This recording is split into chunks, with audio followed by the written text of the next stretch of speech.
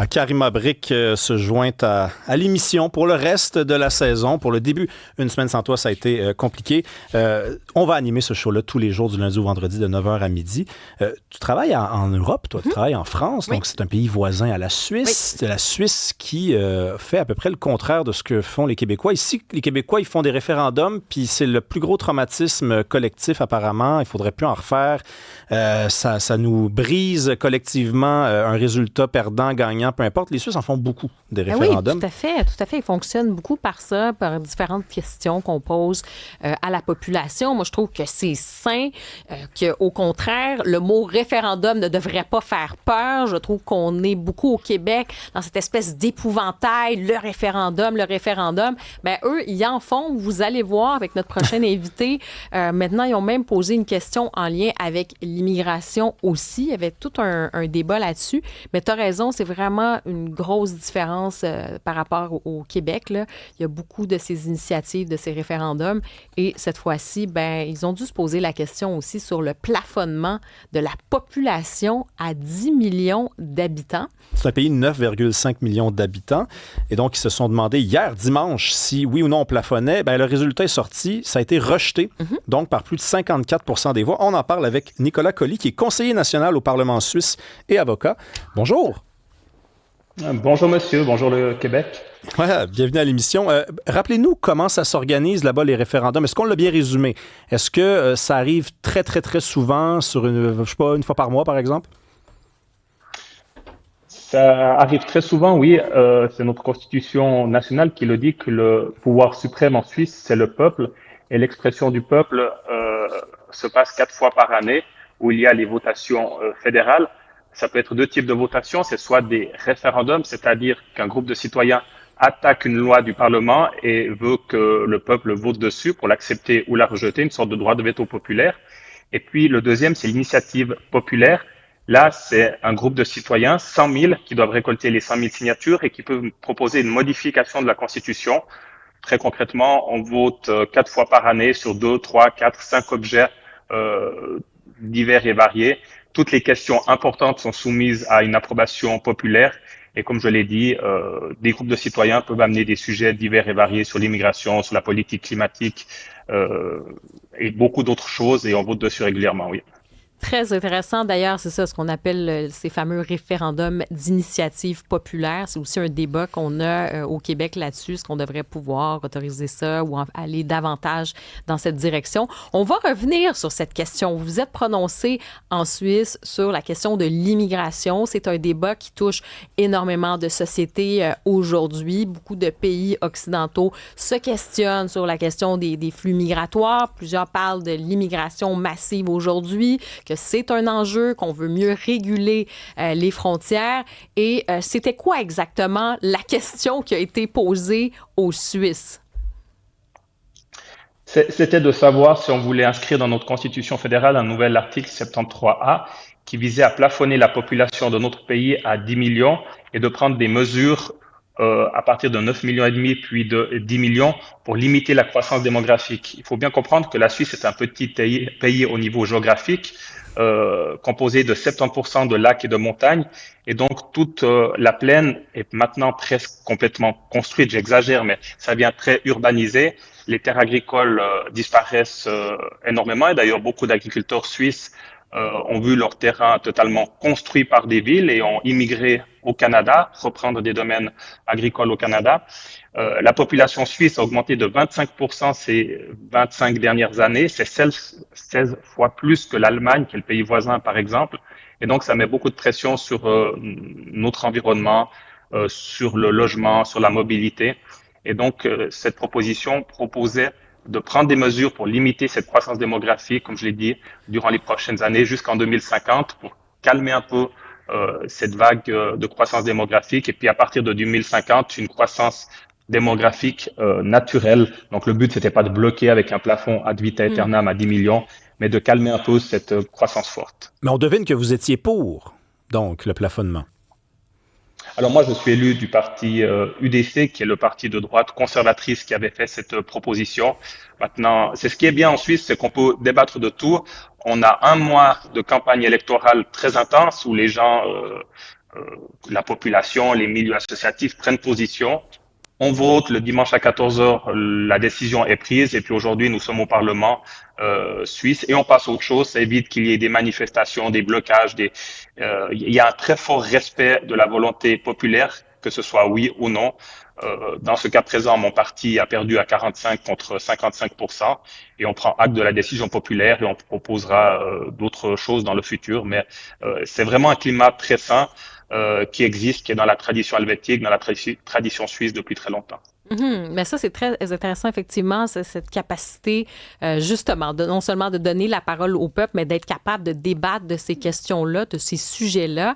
Vous dites que c'est votre parti, donc l'UDC, qui avait décidé de faire cette proposition. C'est quoi le problème? Qu'est-ce que vous trouvez qui ne va pas sur la question migratoire en Suisse en ce moment?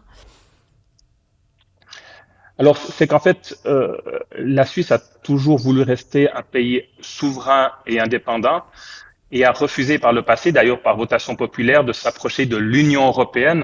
Donc, si vous regardez la carte de l'Europe, tous les pays de l'Europe, l'Allemagne, la France, l'Italie, l'Allemagne, l'Autriche, tous nos voisins sont membres de l'Union européenne, mais pas la Suisse. Et on a passé certains accords sectoriels, des accords bilatéraux sur la libre circulation des personnes. Et comme la Suisse est toujours restée indépendante, elle a vu son économie très florissante et donc beaucoup de personnes des pays voisins ont voulu venir en Suisse, tout simplement parce que le salaire moyen en Suisse est 3 fois plus élevé, grosso modo, qu'en France voisine. C'est quoi Donc, votre salaire moyen? C'est quoi votre salaire moyen en Suisse? Le salaire médian, le salaire moyen est autour des 7 000 euros. Alors, je vous laisserai faire les conversions par mois. Exactement. Et en France, alors j'ai pas les chiffres exacts, mais c'est plutôt autour des 2000 euros. Donc vous voyez le rapport. Beaucoup de personnes veulent venir en Suisse parce qu'il y a cette différence tout en vivant en France, par exemple, ou en Italie, en Allemagne. Et puis il y a une pression sur l'emploi. Beaucoup de personnes en Suisse, par exemple, ne trouvent plus d'emploi parce qu'il y a cette pression, ne trouvent plus de logement parce que beaucoup de personnes viennent habiter en Suisse. Et donc, il y avait une volonté de tenter, tout le monde d'ailleurs a dit, il faut trouver une solution à cette forte pression migratoire qui est un défi aujourd'hui. Mais peut-être, alors je connais pas la situation du Canada, mais on sait que on peut avoir une période où les gens veulent venir et puis malheureusement, peut-être dans une période de décroissance économique où les gens partent. Je vous ai donné l'exemple de la Suisse où des paysans ont émigré au Canada, mais dans les années 1800, la Suisse était extrêmement pauvre et des Suisses ont émigré en Amérique latine notamment. Il y a une ville qui s'appelle Nova Friburgo qui a été créée par des Suisses. Donc c'est toujours dans l'histoire des choses qui évoluent. Hein. Mais M. Colli, donc on rappelle, vous étiez pour, le oui a perdu, donc à 45 à la hauteur de 45 Il y avait des gens qui étaient contre, ils formaient même une majorité quand même assez claire. Eux, pourquoi ils s'opposaient à ça? Main-d'œuvre, besoin de main-d'œuvre en Suisse, par exemple? Oui, alors il y avait la droite économique qui voulait pas toucher à ces accords de libre circulation des personnes parce que c'est évidemment un vivier d'emploi très bien qualifié. Je vous donne un exemple.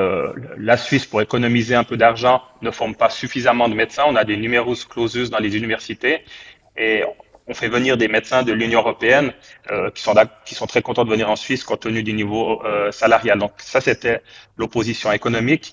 Et puis, il y avait une opposition de la gauche qui, par des principes que vous connaissez sans doute, ne souhaite pas toucher sur les questions migratoires, remettre en question le droit de la migration et ces choses-là. Donc, et puis, il y a quand même le contexte mondial. Reprendre la main sur notre immigration aurait signifié changer les accords que nous avons avec l'Union européenne dans une phase mondiale où il y a une forte instabilité politique. Et il y a une volonté en Suisse de se dire nous devons nous rapprocher de nos voisins européens parce que d'autres partenaires dans le monde ne sont pas autant fiables que par le passé.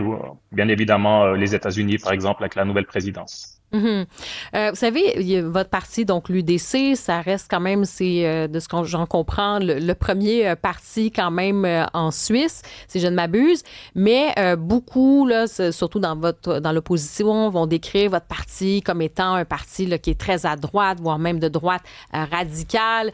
Et certains disent là, qu'en rejetant ce fameux projet, la population suisse a dit non à la xénophobie. Vous avez eu ces accusations là de xénophobie, puis de parler d'immigration de façon négative. C'est quelque chose que vous avez perçu? Oui, évidemment. Et c'est un contexte très européen. Euh, L'Europe est soumise à une forte migration du continent africain qui crée toute une série de problèmes, notamment en France.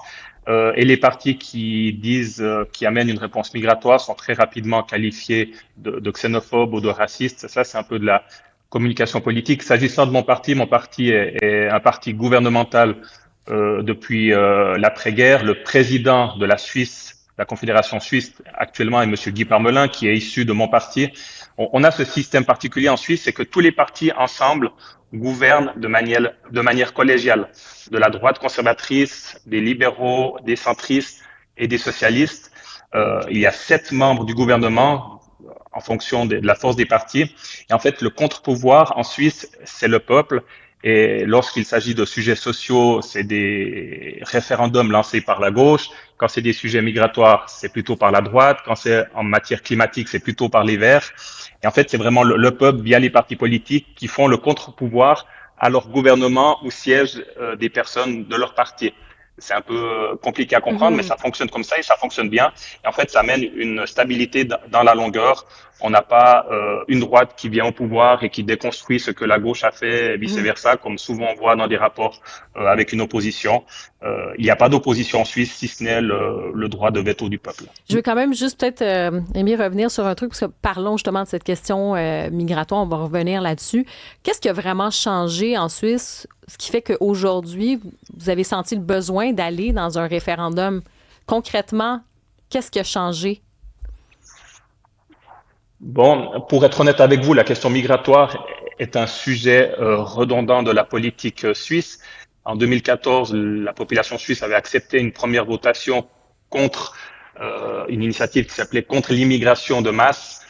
Euh, la Suisse est un pays riche, un pays qui fonctionne bien, qui a une grande sécurité. Beaucoup de gens veulent venir en Suisse.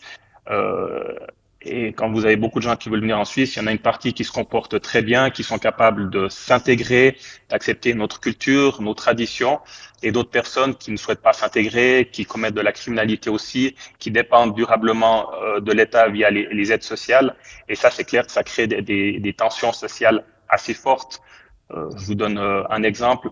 80% des prisons suisses sont occupées par des personnes de nationalité étrangère. Donc, on a une criminalité frontalière, une criminalité qui vient d'étrangers assez forte. Et ça, c'est dur à régler. Et puis, c'est clair que des personnes qui se voient cambrioler leur maison 3-4 fois en une année exigent que des mesures soient prises pour limiter un peu ce tourisme de criminalité qui existe en Suisse, parce qu'encore une fois, la Suisse est un petit pays au milieu d'un grand continent avec beaucoup d'autres pays fragmentés.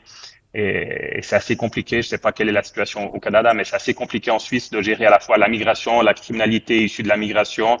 Et puis, comme je l'ai dit, l'immigration depuis l'an 2000 en Suisse, c'est 25% d'augmentation. C'est un quart de la population. On est passé de 6 à 9 millions. Et ça, c'est toute une population qu'il faut aussi intégrer par des questions linguistiques. Je rappelle que la Suisse, c'est 4 langues nationales. Donc, on doit déjà travailler ensemble pour avoir une cohésion nationale. Mais quand vous avez dans une école d'enfants 5, 6, 7, 8 langues maternelles différentes, on voit que ça pose tout de suite des défis très simplement d'intégration et de cohésion nationale. Non, en tout cas, on vous écoute. Moi, j'ai prêté l'oreille. J'entends pas d'émeutes dehors, de zizanie. C'est particulier. On le disait avant de vous présenter, M. Colli, mais ici au Québec, un référendum, c'est un événement en soi. Vous, c'est 4 fois par année, si j'ai bien compris. Puis on passe à autre chose. Puis à la prochaine. Merci beaucoup, Nicolas Colli, conseiller national au Parlement suisse et avocat. Bonne journée, bonne soirée là-bas. Merci beaucoup.